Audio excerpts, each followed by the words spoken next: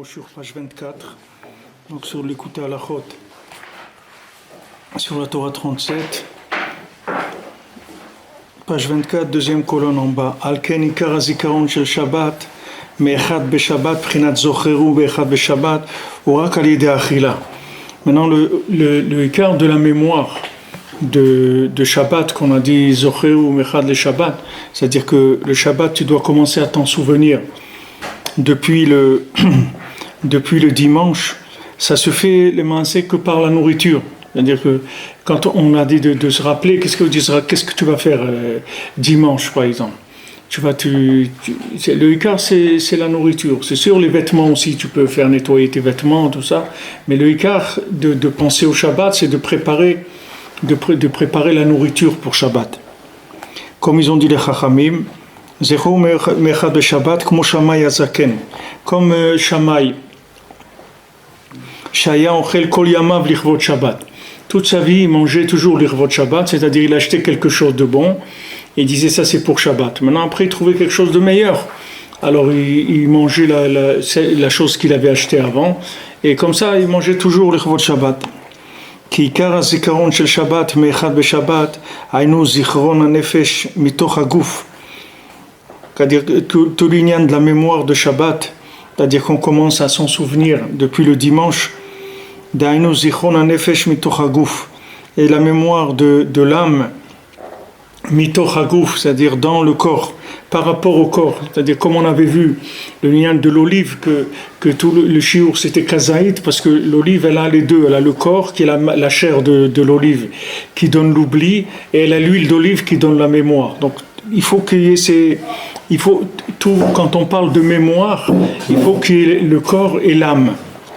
Il faut que le corps se soumette par rapport à l'âme.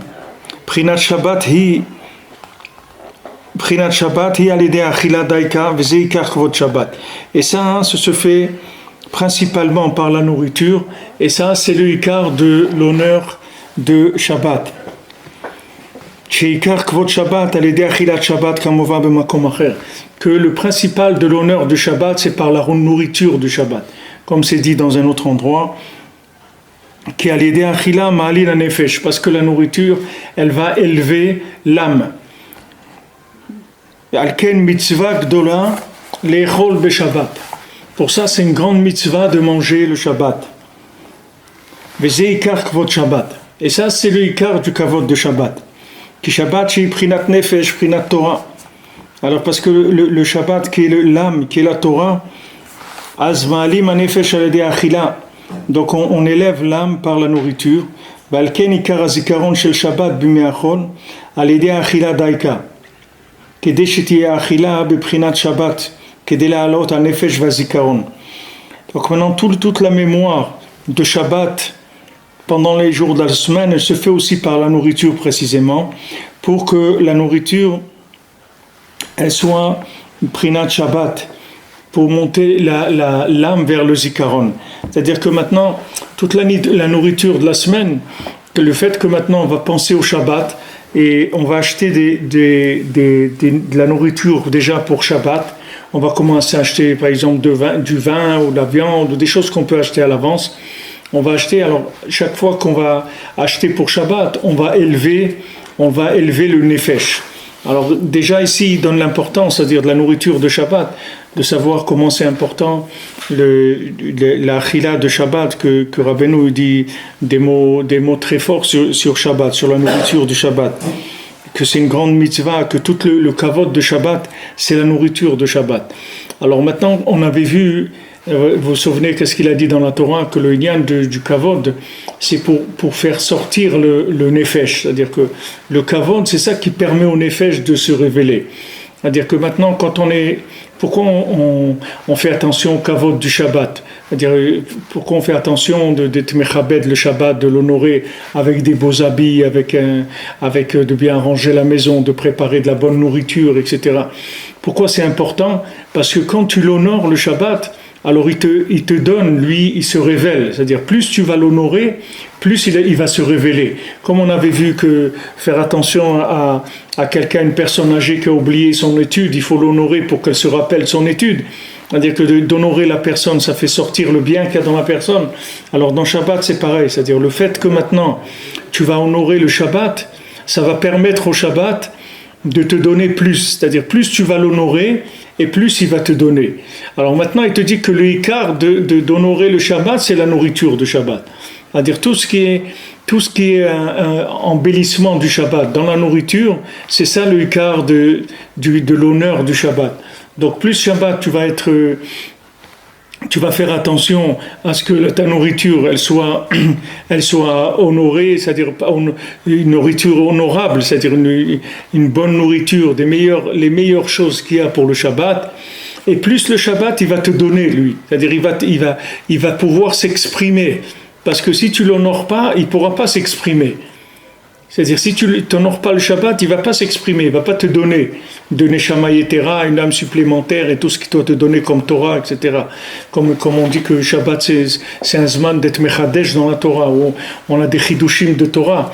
Rabbeinu il parle lechem mishné, le pain qui est double, c'est-à-dire on a on fait avec deux pains. Il dit Rabbeinu, c'est tous les chidushim de mishné Torah. Rabbeinu dit que c'est la Torah que le Shabbat on a plus de Torah.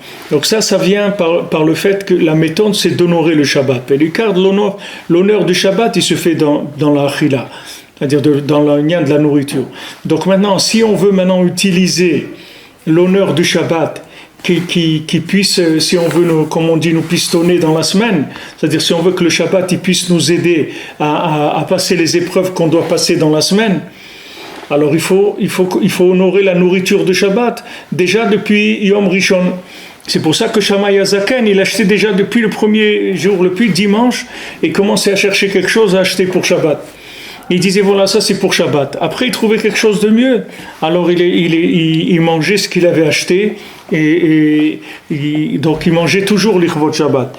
Maintenant, si même on n'a pas la possibilité de faire ça, parce que disons que quelqu'un aujourd'hui c'est pas comme avant où les gens fonctionnaient beaucoup avec les marchés, c'est-à-dire ils trouvaient sur le marché il y avait toutes sortes de marchands qui venaient, par exemple ils trouvaient un beau poisson mais il n'était pas sûr que le lendemain il allait trouver ce poisson. C'était c'était des choses qui venaient, des occasions donc quand quelqu'un il voyait un très beau poisson le lundi ou le mardi, il l'achetait déjà pour Shabbat, il n'attendait pas jeudi pour acheter.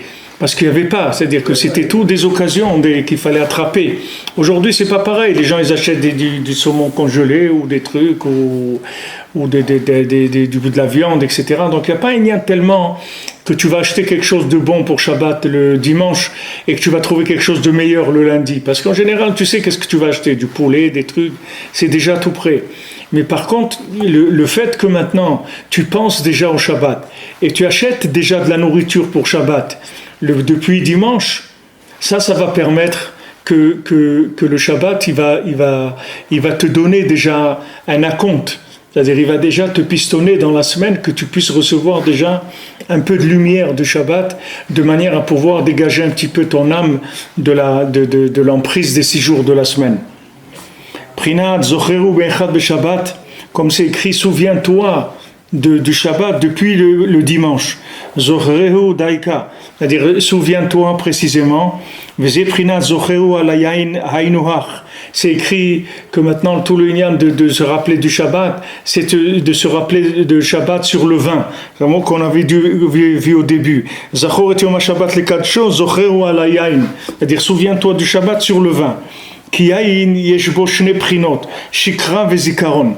Parce que dans le vin, il y a 2 aspects, c'est-à-dire que le vin, il peut donner de l'oubli, il peut saouler la personne, c'est-à-dire la faire oublier, ou il peut lui réveiller une mémoire plus profonde, que cette mémoire-là, elle est bloquée par la logique.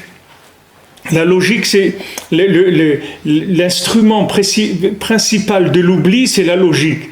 Parce que comment la logique, elle fait oublier? La logique, elle fait oublier parce que, comme la logique, c'est quelque chose de répétitif dans le monde, le raisonnement logique, c'est quelque chose qui éteint toute possibilité d'ashgacha, de la providence. Si tu dis, ouais, mais logiquement, ça va pas marcher, etc. Dès que tu parles de logique, tu parles d'oubli. C'est-à-dire que la logique, c'est tu traites les éléments sans tenir compte que Hachem il peut intervenir et que maintenant logiquement tu crois que ça va pas marcher et oui ça va marcher et logiquement tu crois que ça marche et ça marche pas. C'est-à-dire que la logique c'est quelque chose qui rentre l'homme dans l'oubli. C'est ça l'outil principal de l'oubli. C'est le raisonnement de la logique. Donc maintenant quand tu bois du vin, ce vin-là il fait partir la logique. Et à ce moment-là, quand il fait partir la logique, alors le tov, c'est-à-dire la neshama, elle peut commencer à s'exprimer. La mémoire d'Hachem, elle peut commencer à sortir. Ça, c'est quand le vin, on est zoché, c'est-à-dire que quand on boit le vin et qu'on a le vin qui nous réveille la mémoire profonde. Et de l'autre côté du vin, il peut ajouter du sommeil et de l'oubli encore plus. Beprinat pen yishte veishkach mechokek. Donc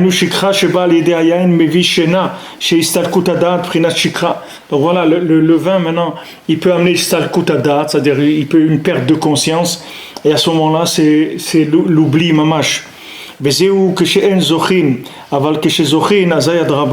Ça c'est quand on mérite pas, on n'a pas le mérite. C'est-à-dire quand quelqu'un il n'a pas le mérite, il boit du vin et il s'en va complètement dans la tristesse et dans de l'oubli. Mais quand quelqu'un il a le mérite, qu'il a le vin qui lui réveille la mémoire profonde, l'amour de la Torah, l'amour du tzaddik, etc. Ayayin prinat zikaron primat nazkira dodecha meyayin prinat zichro keyayin levanon. Alors le vin, il est zikaron, c'est de la mémoire, prinat nazkira dodecha meyayin, comme on dit, je vais me rappeler rappelle-toi de ton bien-aimé dans le vin, mais prinat zichro keyayin levanon, c'est-à-dire rappelle-toi comme le vin, le Levanon, c'est-à-dire le Levanon, c'est le nian du Beth Amikdash.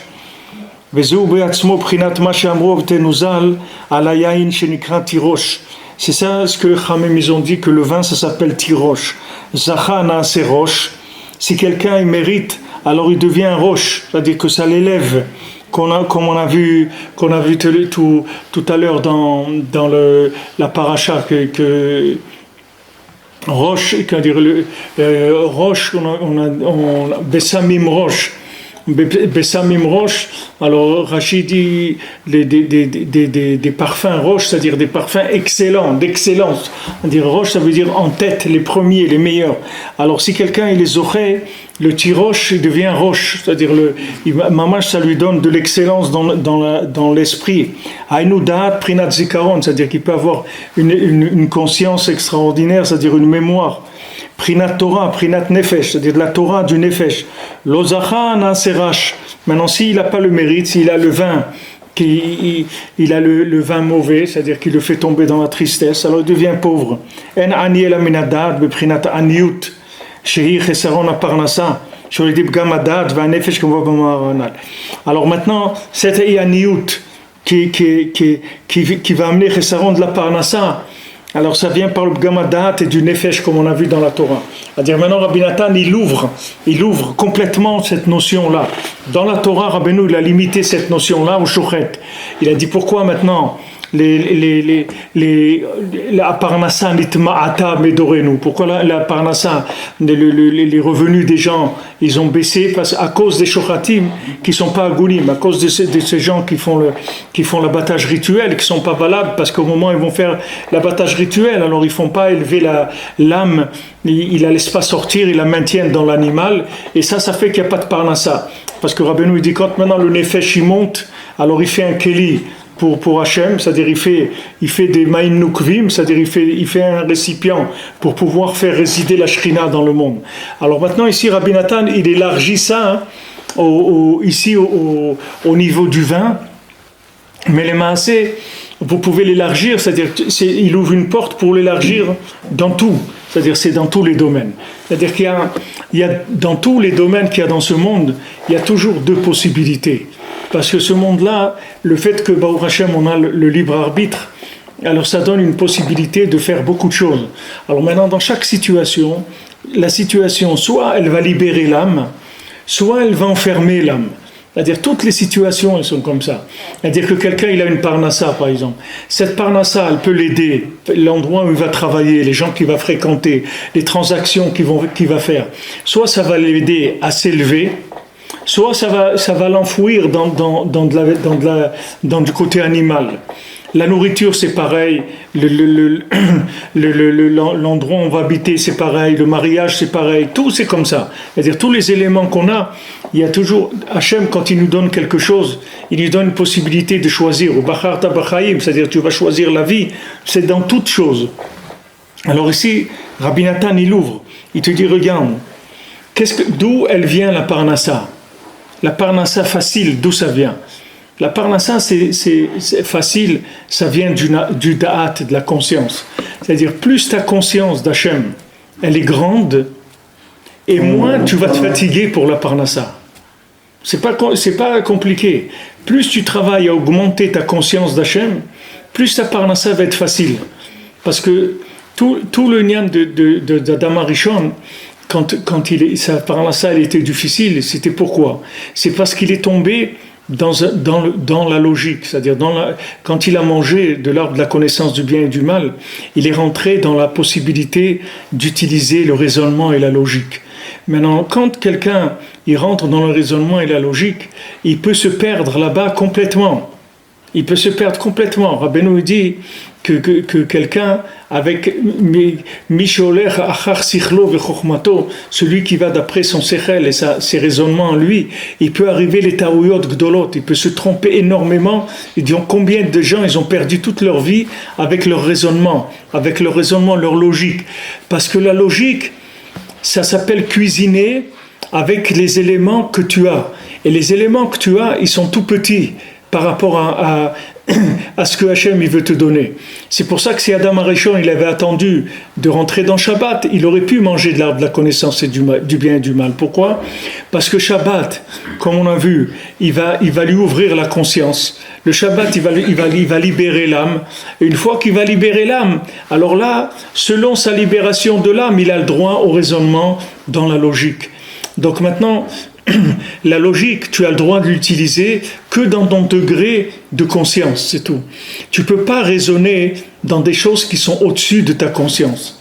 Par exemple, quand la Torah te dit Bemoufla mimcha al tidrosh, c'est-à-dire que ce qui est au-dessus de toi, il ne faut pas que tu sois d'oresh là-bas. Il ne faut pas que tu essayes de comprendre des choses qui te dépassent.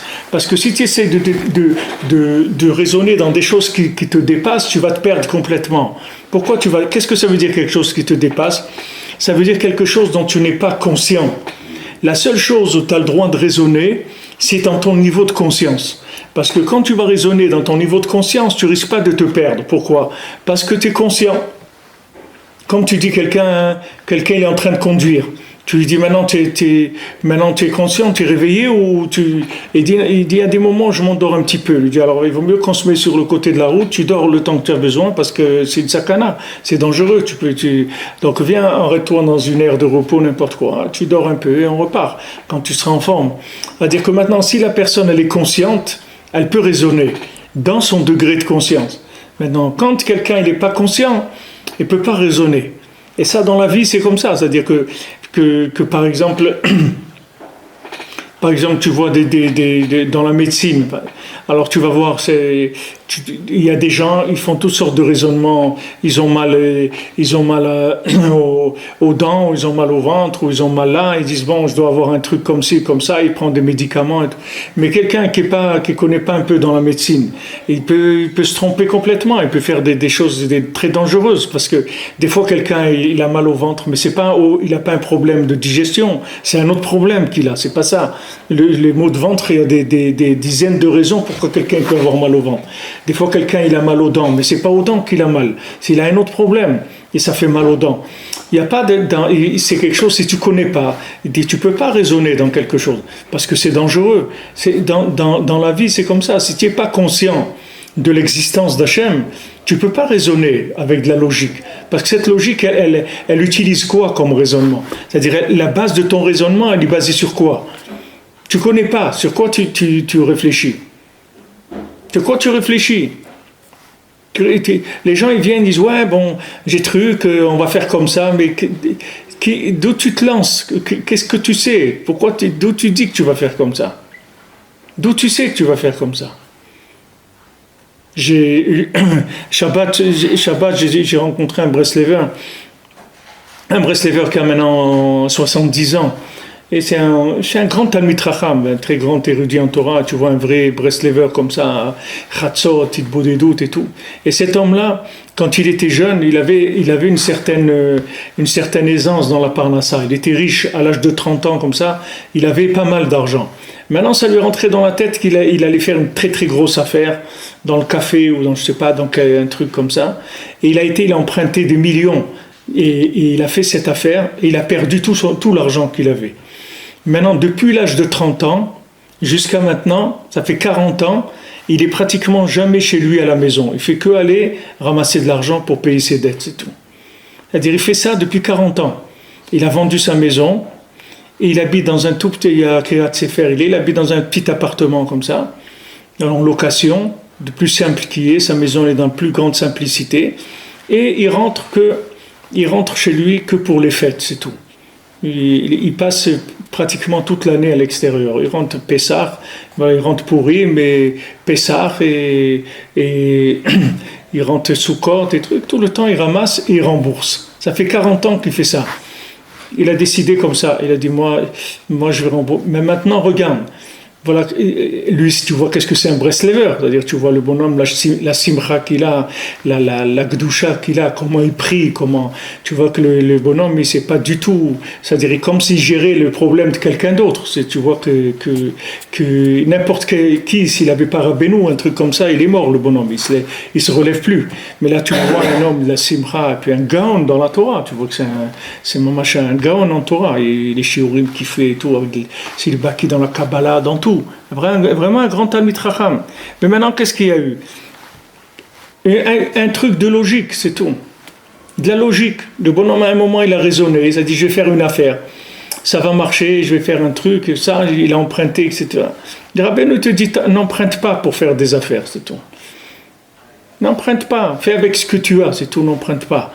Il y a des gens que dans leur vie, ils ont fait un raisonnement. Et leur vie entière, ils l'ont mis en l'air avec un raisonnement. Parce avec quoi tu raisonnes? Tu te bases sur quoi pour raisonner?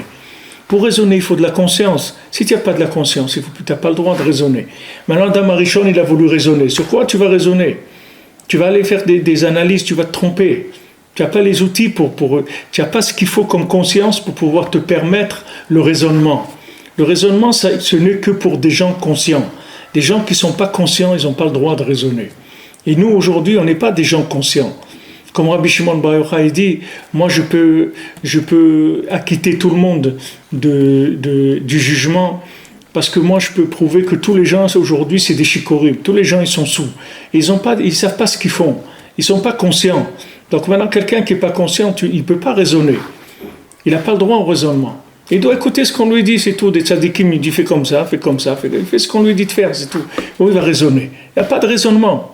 Le raisonnement, on n'y a pas le droit. Le raisonnement, c'est pour quelqu'un qui vit dans Shabbat. Il a le droit de raisonner. Quelqu'un qui a une conscience de l'existence d'Hachem, de Hashgacha Prati, de la providence dans chaque chose, lui, il a le droit d'utiliser sa logique. Mais nous, on n'a pas le droit. Nous, qu'est-ce qu'on peut? Que prier, écouter les conseils du tzaddik et avancer, c'est tout. On ne peut rien faire. On n'a pas de raisonnement. Nos raisonnements. Et des fois, ce qui est le plus embêtant, c'est que des fois, on fait des raisonnements et ça marche. Alors ça, c'est encore pire.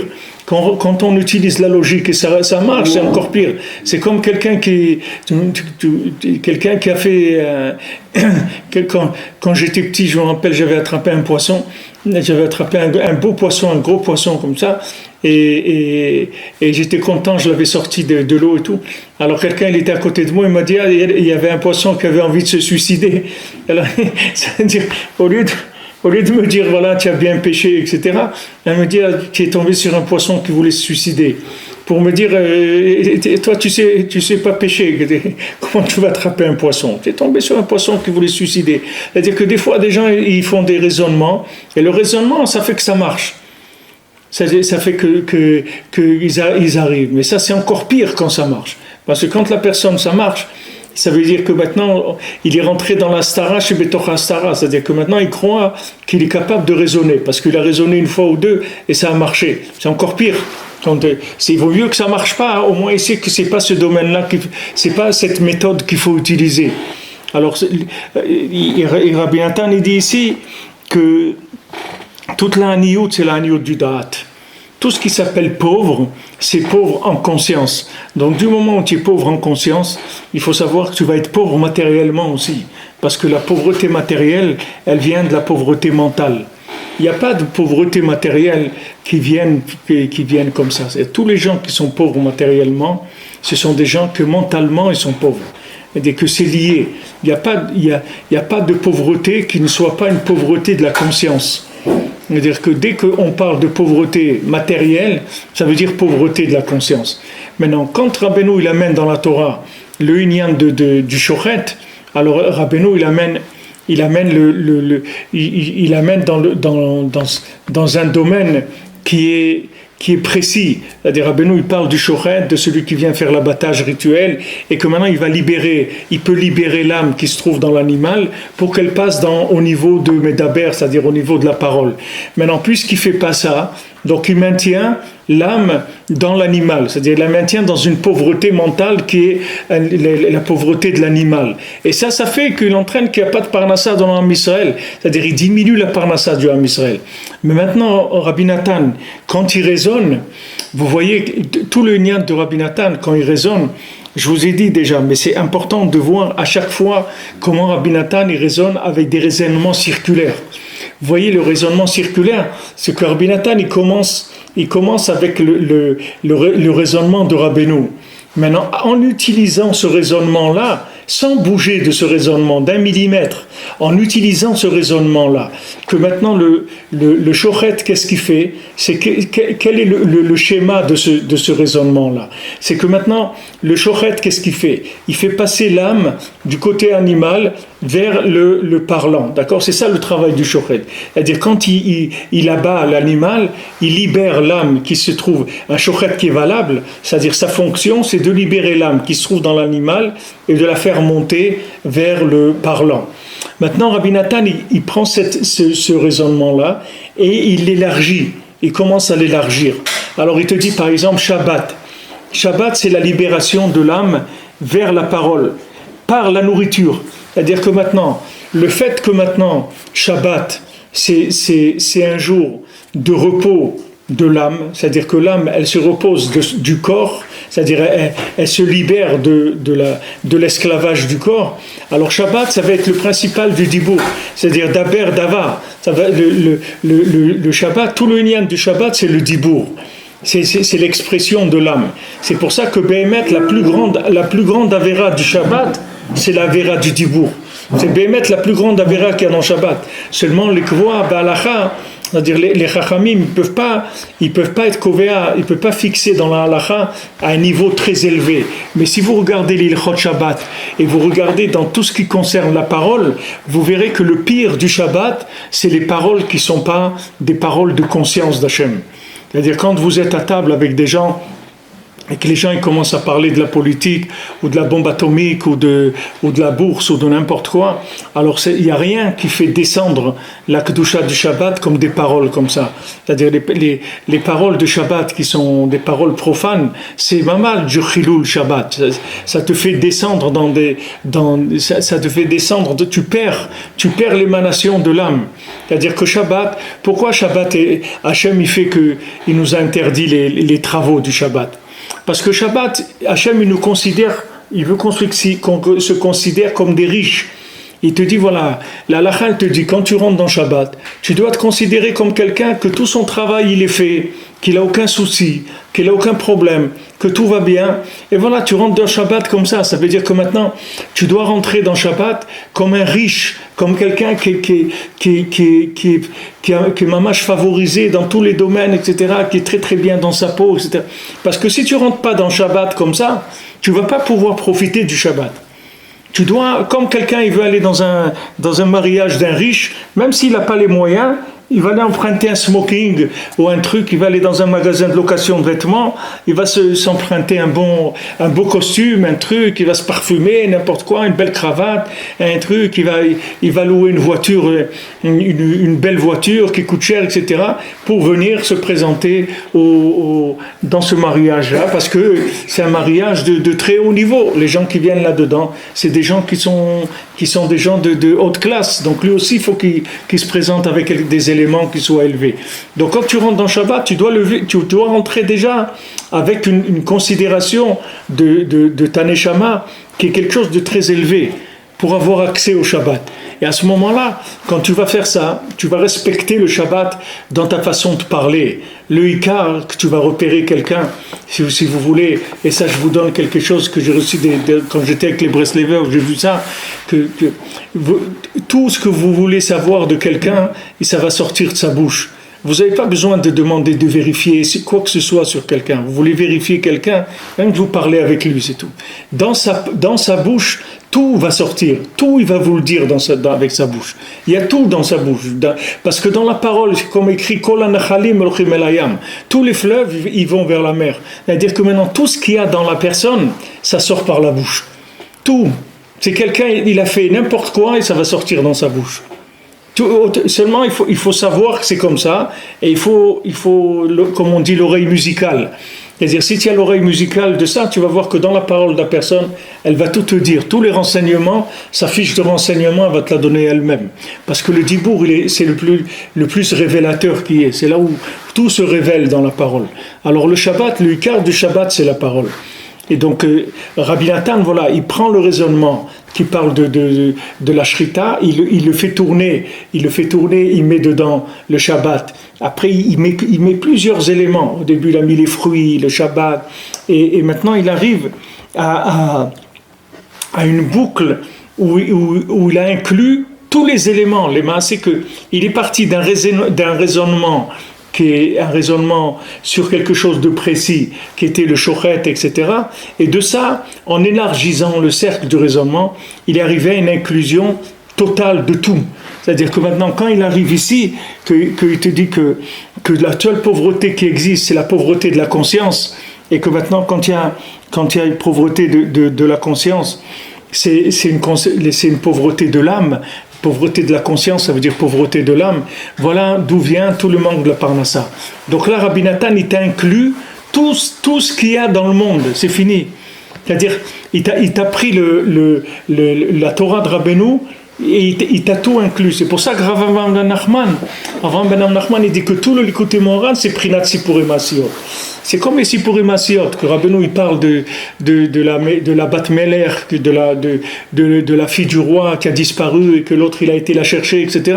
Et que ça, tu peux, ce conte-là, tu peux l'adapter à tout ce qui se passe dans le monde. La même chose, Rabbi Nathan, il te fait avec le Likutei Moharan pour te montrer que les maaseh, chaque dibour de Rabbeinu, c'est-à-dire chaque fois que Rabbeinu il a amené quelque chose, un enseignement, cet enseignement-là, il est universel. C'est-à-dire cet enseignement, tu peux le trouver dans absolument tout ce qui se passe dans le monde. Absolument toutes les choses auxquelles tu vas avoir affaire, tu pourras utiliser ce raisonnement-là. Un raisonnement qu'il y a dans cette Torah. Il y en a d'autres dans cette Torah.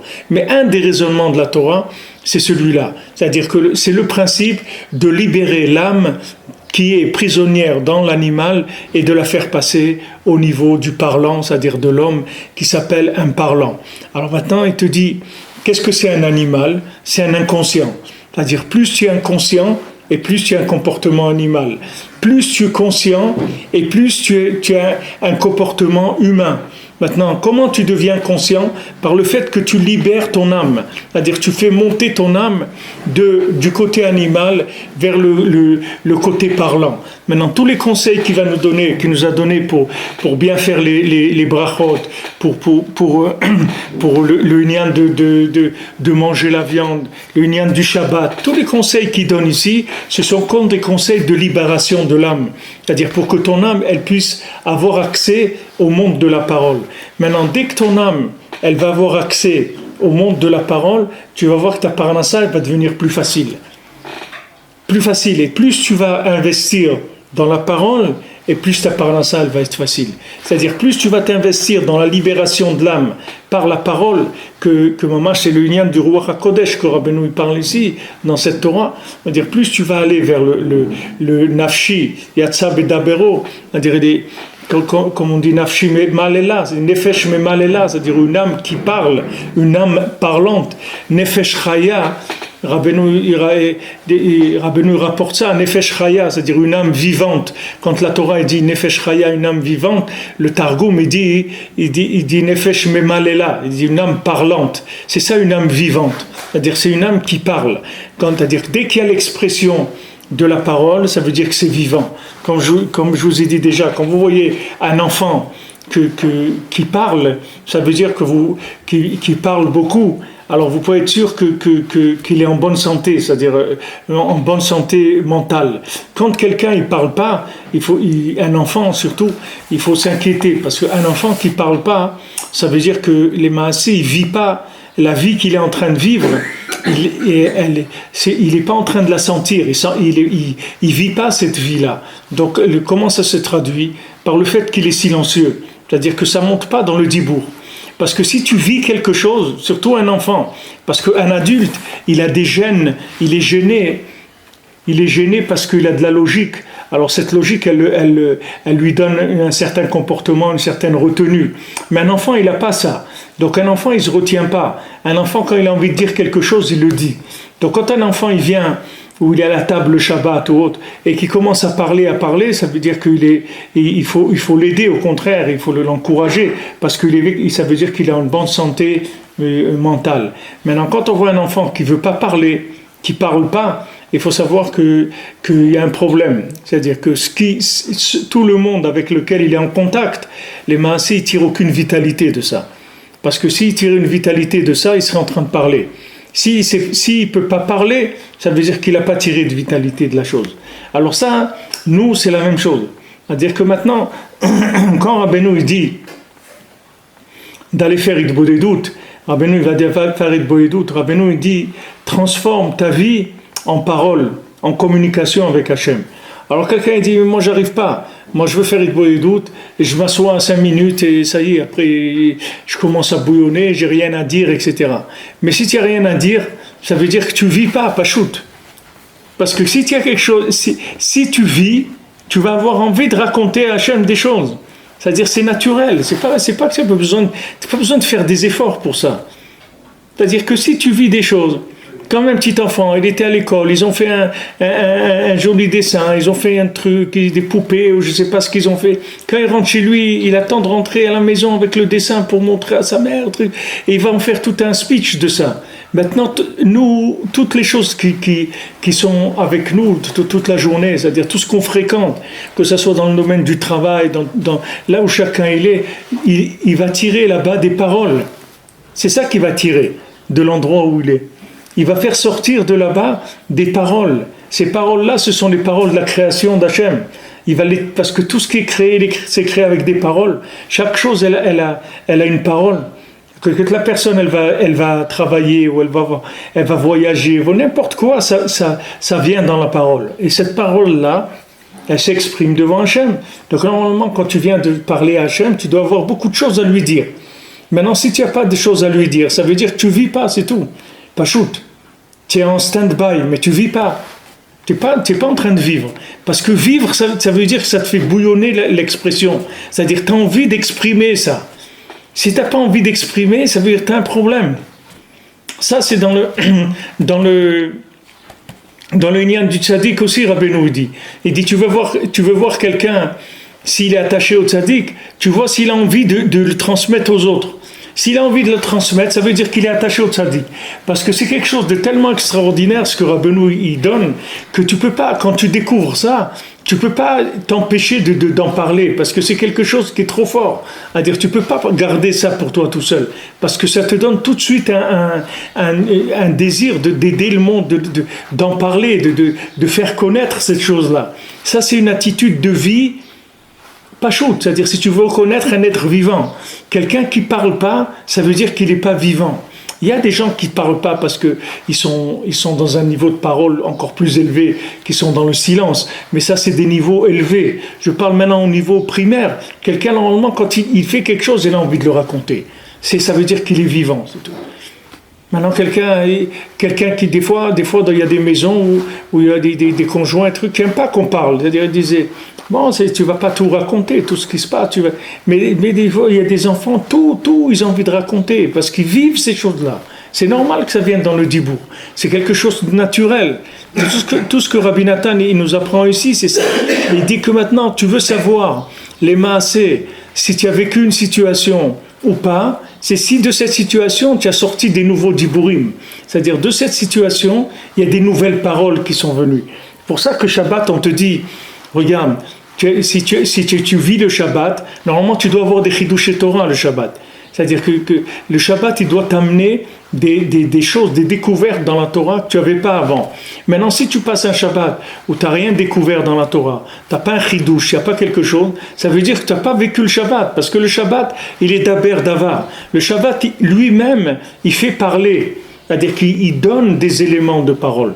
C'est ça sa fonction principale, c'est de t'apprendre, de te faire rentrer dans le monde de la parole. Tout le lien du Shabbat, c'est de rentrer dans le monde de la parole, de sortir du côté animal et de rentrer dans le monde de la parole. C'est pour ça qu'Hachem nous interdit les 39 travaux. C'est pas parce qu'Hachem il veut nous empêcher de nous faire une omelette le Shabbat ou un café truc ou c'est pas Hachem il veut pas nous empêcher. Hachem ce qu'il veut c'est que le Shabbat on se débarrasse du côté animal et qu'on rentre entièrement dans le côté de l'âme, c'est-à-dire dans la parole. S'inclure entièrement dans la parole. C'est pour ça qu'Hachem nous a donné le Shabbat. Donc il nous dit ici que maintenant la seule pauvreté qui existe, c'est la pauvreté de la conscience. C'est-à-dire c'est la pauvreté de l'expression de la parole. C'est ça la pauvreté véritable. Donc si quelqu'un il veut une bonne parnassa, alors il faut qu'il commence à laisser son âme s'exprimer. C'est-à-dire qu'il commence à être conscient de l'existence d'Hachem, se conscientiser sur l'existence d'Hachem. Tous les sfarim de Rabbeinu, tout ce que Rabbeinu l'a donné, c'est uniquement pour faire grandir la conscience et donner envie de parler. Donner mamash une vitalité dans la personne, que quand la personne elle va aller se faire un moment d'idbodédout, se retrouver avec Hachem, elle va être contente de ce moment d'intimité là et elle va commencer à déverser son cœur parce qu'elle a beaucoup de choses à raconter. C'est quoi toutes ces choses? C'est toutes les paroles qu'elle a glanées dans toutes les situations qu'elle a passées dans la journée ou dans la veille ou chacun là où il fait idbodédout. Il va venir toutes ces situations et elles vont se transformer en paroles et ça va être metaken, c'est-à-dire ça va réparer le monde. C'est comme ça que le monde il se répare. Une fois que tu as amené la chose dans la parole, c'est fini, la chose elle est réparée. Prenez des paroles et faites tchouva avec. Ça veut dire que maintenant, la parole c'est elle qui va t'aider à faire tchouva behemet. C'est-à-dire c'est elle le repère principal de la vie de quelqu'un. Alors il dit ici, Valken beshabbat, shirosim latzet, mishatim meachol le Shabbat, mishikra le zikaron. C'est pour ça le Shabbat, quand on veut sortir des 6 jours de la semaine vers le Shabbat, on veut sortir de l'oubli vers la mémoire. Mamshichim kedushat Shabbat aledeze hayain prinat zochro alayain. C'est-à-dire on attire la sainteté du Shabbat par le vin. Prinat zochro alayain. C'est-à-dire souvenez-vous dans le vin. Zochrehu daika. Alors souvenez-vous précisément. Ki az ma'alim hayain mishikra le zikaron. Parce que le Shabbat on élève le vin de l'oubli vers la mémoire. Valideze nitbatlim venichlalim sheshet yemei achol bekdushat Shabbat. Et grâce à ça, s'annule et s'inclut les 6 jours de la semaine dans la Gdusha de Shabbat. Alors ça aussi, vous voyez, ce que je vous l'ai dit, on en a parlé, mais ici on voit comment Rabbi Nathan il en parle précisément, c'est-à-dire comment le nian qu'en Eretz Israël aujourd'hui, tous les vins qu'il y a, qui sont des vins mamash niflaim, et qu'on voit qu'ils gagnent des concours, les plus grands concours dans le monde sur le vin, par rapport à des milliers et des milliers de vins du monde. Ça même, ça veut dire que maintenant, dans la terre d'Israël, la conscience d'Hachem, elle augmente, la parole, elle augmente. C'est pour ça que le goût du vin, il monte aussi. Avant le goût du vin, il n'y avait rien en Israël. Il dit il y a 40 ans, il n'y avait rien. Il y avait pas, ça n'existait même pas le vin. Il n'y avait pas de nian de vin du tout. Et on voit aujourd'hui qu'ils sont dans les plus grands concours mondiaux dans le vin, parce que la terre, du moment où la terre elle a donné le goût dans le vin, ça veut dire que maintenant le vin, il est le résultat de la conscience. C'est-à-dire que le goût du vin, c'est la conscience qu'il va y avoir. Alors plus ce goût il va être raffiné et meilleur, ça veut dire plus la conscience possible qu'il y a aujourd'hui en Israël, elle est plus élevée que tout ce qu'il y a jamais eu dans le monde. C'est-à-dire que ça n'a jamais existé des périodes où il y a eu une telle élévation de la terre. C'est-à-dire qu'on est passé par toutes les galouillantes et quand même que Hachem aujourd'hui il fait que la terre elle donne du goût comme ça, surtout dans le vin, puisque le vin c'est l'union de la conscience. C'est-à-dire plus le vin il fait son effet, plus il va révéler la conscience. Bien sûr, si quelqu'un il est dans l'autre côté, c'est sûr que le vin il va le rendre encore plus sous que ce qu'il était avant. C'est-à-dire ça va le faire tomber encore plus que ce qu'il était avant. Mais si chez quelqu'un il cherche Béhémet à rentrer dans la Gdoucha, alors le fait que la terre elle donne du vin comme ça c'est un signe que la terre elle a une puissance beaucoup plus grande que ce qu'elle avait avant. C'est-à-dire elle a une énergie beaucoup plus grande. Alors, et ça, c'est l'union de se saouler à Purim. Vous voyez, on est dans Inyana de Yoma, Rabbi Nathan, qui nous accompagne. Et vous voyez qu'il y a un maître, que le maître, il est vivant, il est là, et il organise tout. On se trouve dans une Torah qui ne parle pas de Purim, elle écoutait à la Chot qui n'est pas un amour de parler de Purim, mais Dafka, quelques jours avant Purim, avant ça, il va nous parler de ça. Et ça, c'est le nian pourquoi on se saoule à Purim. Chez mitzvah, l'ishtaker az beyain, que c'est une mitzvah de se saouler avec du vin. Alors ça aussi, il y avait des gens que je connaissais, des Talmidei Chachamim, qui se saoulaient avant Purim avec des alcools, ils buvaient des alcools forts comme ça. Ils disaient pourquoi le vin ça fait des fois un peu mal au ventre et trucs, alors on boit de whisky, des choses comme ça. Mais les maaseh, il y a une mitzvah de se saouler avec du vin. C'est-à-dire, d'après tous ces raisonnements qu'on voit ici, il y a une nian de se saouler d'afka avec du vin. C'est-à-dire de boire du vin. C'est-à-dire de boire du vin, et quelqu'un il m'a dit cette semaine, il m'a dit d'où on sait combien de verres de vin il faut boire à Purim. Il dit la shtia, j'ai écrit que la shtia elle était kadat, c'est-à-dire shtia kadat, ça veut dire qu'il leur donnait à boire comme il le faut. Alors shtia, c'est le mot shtia, c'est shet, c'est-à-dire boire, il y a yutke, c'est-à-dire que la shtia kadat c'est 15 verres de vin, ça s'appelle qu'il a bu comme il faut. C'est la bonne mesure. 2 bouteilles et demie. Hein? 2 bouteilles et demie. 15 verres, c'est 2 bouteilles et demie. Exactement, c'est ça. Ouais. 2 bouteilles et demie. C'est-à-dire il y a 10 verres de vin dans une bouteille? 6 verres. Ah, 6 verres. Ah, 6 verres de vin. Donc voilà, maintenant c'est mieux. Et Béhémet, il y avait un Talmid Chacham, une fois il est venu à Purim, mais je lui ai parlé de ça, je lui ai dit regarde, il m'a dit ouais mais si on ne boit pas des alcools qui sont trucs et tout, c'est difficile de se saouler. J'ai dit regarde, essaye une fois à Purim et tu verras que... Alors Béhémet il a fait un Purim comme ça, il a essayé, il a bu que du vin, il m'a dit c'est un autre Purim complètement. Il a mis du temps avant de se saouler parce que ça allait plus doucement mais seulement après il est arrivé à quelque chose d'autre, parce que le vin, il y a quelque chose dans le vin. Si maintenant comme ça on voit que les gens ils boivent d'afka du vin. Bon, il y a des pays où ils n'avaient pas de vin, alors c'est pour ça qu'ils buvaient de la vodka ou des trucs comme ça, parce qu'il n'y avait pas de vin. Mais quand on est aurait qu'il y a du vin, et quel vin il y a, mamash, c'est un pélé, des dizaines et des dizaines de vins, c'est un pélé, c'est-à-dire le nombre de vignes qu'il y a, de vignobles qu'il y a et de sortes de vins qu'il y a, c'est quelque chose d'extraordinaire. Donc il dit ici, chez mitzvah l'estaker az beyain, c'est une mitzvah de se saouler avec du vin. Qui az nichna aman amalek, shuprinat shikra kamova. Parce que à ce moment-là, à Purim, il va y avoir l'achna de Aman Amalek, c'est-à-dire Aman Amalek, il est soumis, il est écrasé. Alken izira Torah zachor et asher asalecha Amalek. C'est pour ça que la Torah te dit souviens-toi ce qui t'a fait Amalek. L'otishkach, n'oublie pas ce qui t'a fait Amalek. Ne rentre pas dans la shikra. כדי להכניע בחינת שכחה שהיא בחינת המלך ולהעלות לזיכרון, c'est-à-dire d'oublier, de faire attention, de repousser l'oubli, que ça c'est Amalek, et monter vers le Zikaron. C'est-à-dire tout le lien de Amalek, c'est de faire oublier à la personne la conscience, c'est-à-dire de le rendre inconscient. C'est ça le lien de Amalek. Donc quand la Torah nous dit, quand on a lu Parashat Zachor, c'est-à-dire souviens-toi ce qui t'a fait Amalek, que c'est Parashat Zachor, ça veut dire que maintenant on te dit fais attention, souviens-toi de ce qui t'a fait Amalek, ça veut dire que maintenant souviens-toi. Ne lâche pas la mémoire, parce que Amalek s'est dit il t'a refroidi sur la route, c'est-à-dire lui il te fait oublier, tu dis allez c'est pas grave, ça c'est rien, ça c'est l'autre, il essaie de te refroidir un maximum. Ça c'est le couard de Amalek, c'est-à-dire il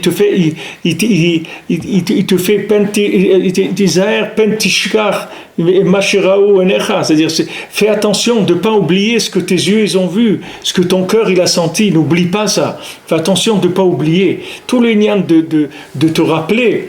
Et ici c'est pas que le lien que se rappeler de ce qui nous a fait Amalek, et que alors si on va se rappeler de ce qui nous a fait Amalek, qu'est-ce qu'on peut faire aujourd'hui quand ce qui nous a fait Amalek, le lien de rappelle-toi et n'oublie pas, elle te dit à la Torah, al tishkar, elle te dit fais attention, lo tishkar, n'oublie pas. Qu'est-ce que veut dire n'oublie pas? Fais attention que lui, il a voulu te faire tomber dans l'oubli. C'est-à-dire tout son lien, c'est qu'il veut te faire tomber dans l'oubli.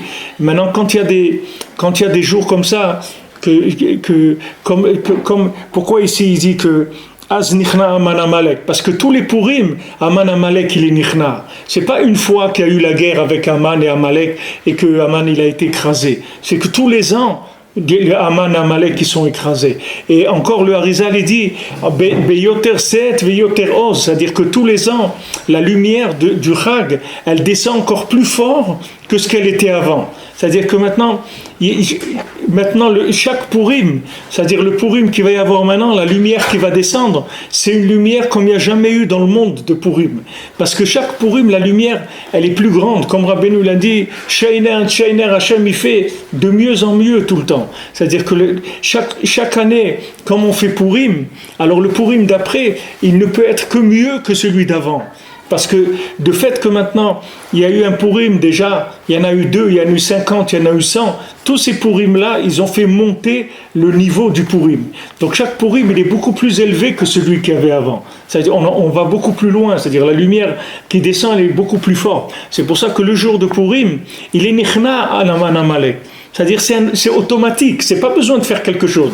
C'est-à-dire ce jour-là, toi tu fais les tikkunim de Purim, Mikra Megillah et Mishloach Manot et Matanat Levionim et le Mishté et de Purim, mais avec ça il est nichna Aman Amalek, c'est tout.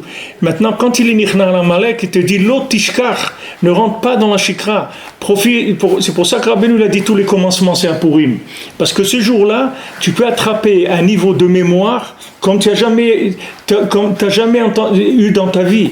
Tu peux attraper un niveau de mémoire extraordinaire le jour de Purim, comme tu n'as jamais eu. Qu'est-ce que c'est le niveau de mémoire? C'est-à-dire que tu peux arriver à une prise de conscience que tu peux changer toute ta vie, mamash, en un jour. Avec la conscience d'un jour, tu peux changer ta vie. C'est parce que c'est une conscience très très forte qui descend. Elle est tellement forte que c'est plus que Shabbat, c'est plus que tout, puisque maintenant Purim, tu peux travailler, tu peux faire ce que tu veux. C'est-à-dire il n'y a rien qui va déranger la lumière de Mordechai. Il n'y a rien qui va déranger la lumière du Tzaddik de descendre dans le monde. Cette lumière-là, elle va descendre au-delà de tous les kelim qu'il y a dans le monde. Tout le monde, il va recevoir le maximum de ce qu'il peut recevoir. Il dit ici, Valken asbe Purim mitzvah listaker beyain.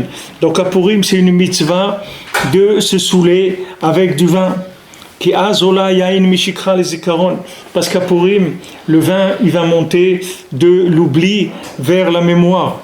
ואז כשעיין בקדושה שעולה מבחינת שכחה לבחינת זיכרון, אז עיקר השלמות על ידי היין דייקה.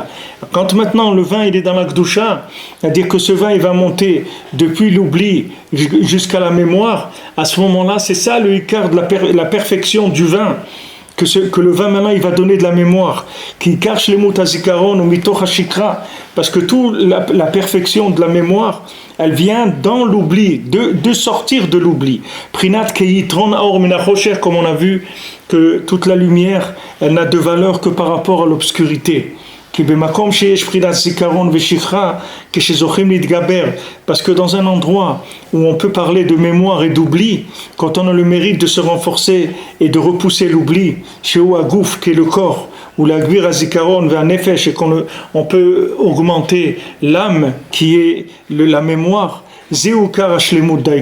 Ça, c'est le principal de la perfection. Et ça, c'est ce qui s'appelle Yain Bikdusha. Donc, toutes les choses que vous verrez qui sont ambivalentes comme ça, comme le vin, s'il est zoché, alors il devient roche, s'il n'est pas zoché, il devient rache. L'olive qui a le corps, qui est l'oubli, et l'huile qui est la mémoire. Toutes les choses ambivalentes, c'est ces choses-là qui vont être intéressantes parce qu'elles vont pouvoir permettre de sortir l'âme qui est emprisonnée. Tout le Nyan, c'est de faire monter l'âme. C'est-à-dire que de savoir que l'âme, elle se trouve dans un corps qui est animal. Et tout le travail, c'est de la sortir de là. C'est pas maintenant d'arriver dans un monde où il n'y a que des âmes, il n'y a pas de corps. Parce que là-bas, il n'y aura plus rien à faire. Toute la grandeur de l'âme, c'est quand elle arrive à dominer le corps et à en sortir gagnante. Et après, utiliser le corps dans Avodat Hashem. C'est ça la grandeur de l'âme. C'est pas de l'âme du monde des âmes. C'est pas ça qui nous intéresse. Nous, ce qui nous intéresse, c'est comment ce corps-là, on fait pour qu'il nous aide à faire Avodat Hashem et qu'il arrête de nous empêcher. C'est ça le quart de notre travail. C'est pour ça que quand on utilise des énergies comme ça, qui peuvent aller dans des opposés, où elles peuvent donner l'oubli, où elles peuvent donner la mémoire, alors c'est là où c'est des choses qui sont intéressantes. Parce que le vin, il peut donner soit l'oubli, soit la mémoire. Maintenant, il te dit à Purim, tu peux y aller parce que c'est un jour de mémoire. C'est un jour où Aman Amalek, ils sont écrasés par la lumière de Purim. Donc celui qui te fait oublier Hachem, il n'est plus là. Donc maintenant tu peux te rappeler d'Hachem, et plus tu rentreras de la mémoire ce jour-là, et plus dans l'année tu vas rester réveillé. C'est-à-dire c'est un jour qui va te permettre de rester réveillé toute l'année. Si jamais tu attrapes ce jour-là, toute l'année tu peux rester réveillé.